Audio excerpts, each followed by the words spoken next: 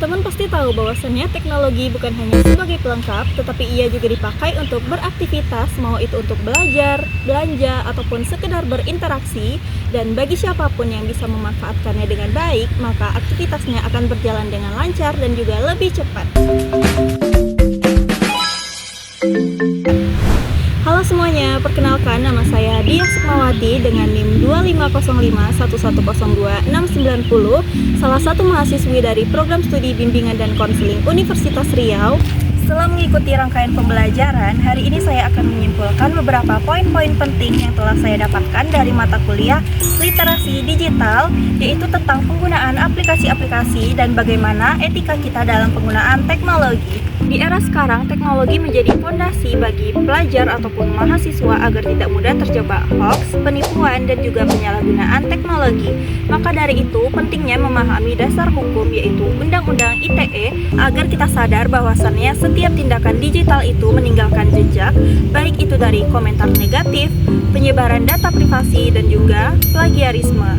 Maka dari itu, literasi digital bukan hanya soal pengetahuan, tapi soal kesadaran diri dalam penggunaan teknologi. Selanjutnya, kita sebagai mahasiswa ataupun pelajar tentunya tidak asing lagi dengan yang namanya Google Scholar. Karena di dalam Google Scholar ini kita bisa mencari jurnal, artikel, ataupun karya ilmiah lainnya yang bisa kita gunakan untuk membuat karya ilmiah yang baru. Dan juga fungsi dari Google Scholar ini bukan hanya untuk mencari, tetapi juga untuk mengurutkan artikel, menampilkan citasi, dan juga menghubungkan kita pada referensi yang relevan. Setelah selesai menyusun karya ilmiah, tentunya kita harus membuat daftar pustaka untuk karya ilmiah kita. Nah, ada aplikasi yang bisa membuat daftar pustaka secara lebih mudah, yaitu aplikasi Mendeley. Di dalam Mendeley ini kita bisa membuat citasi secara otomatis, membuat daftar pustaka dengan lebih mudah, dan juga menyusun referensi secara lebih efisien. Apakah karya ilmiah yang kita buat sudah pasti terhindar dari plagiarisme? Belum tentu, maka dari itu perlunya aplikasi bernama Turnitin, di mana di dalam Turnitin ini kita bisa melihat apakah karya kita itu ada terdeteksi plagiarisme, mengcopy karya orang lain, ataupun tidak original.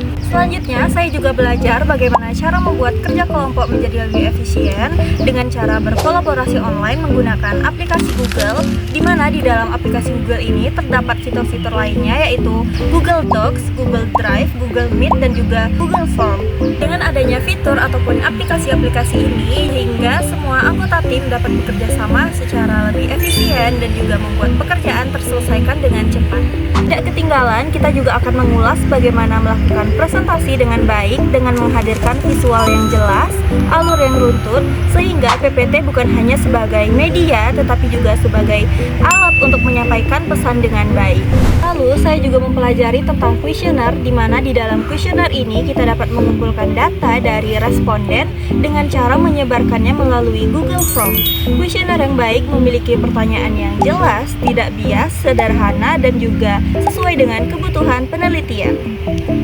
Dan yang tidak kalah penting adalah LinkedIn. Jadi LinkedIn ini adalah platform media sosial profesional yang digunakan untuk membangun jejaring karir, mencari pekerjaan, menampilkan portofolio, serta terhubung dengan profesional, perusahaan, dan recruiter. Nah, yang terakhir dalam penggunaan teknologi, tentunya kita akan menghadapi tantangan-tantangan seperti yang pertama adalah penyalahgunaan data dan privasi, lalu yang kedua adalah ketergantungan gadget, dan yang ketiga adalah jaringan tidak stabil. Nah, bagaimana solusi untuk menghadapi tantangan tersebut? Yang pertama, kita dapat menggunakan media yang bisa digunakan secara offline. Lalu, yang kedua, kita dapat memberikan password yang kuat untuk akun-akun kita. Dan yang ketiga, kita dapat membatasi diri dalam penggunaan gadget.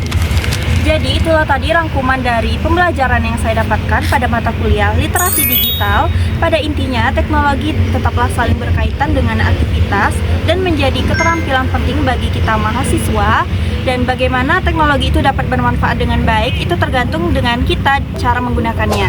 Terima kasih sudah menonton video ini sampai akhir. Semoga video ini bermanfaat dan juga kita bisa menggunakan teknologi secara lebih bijak.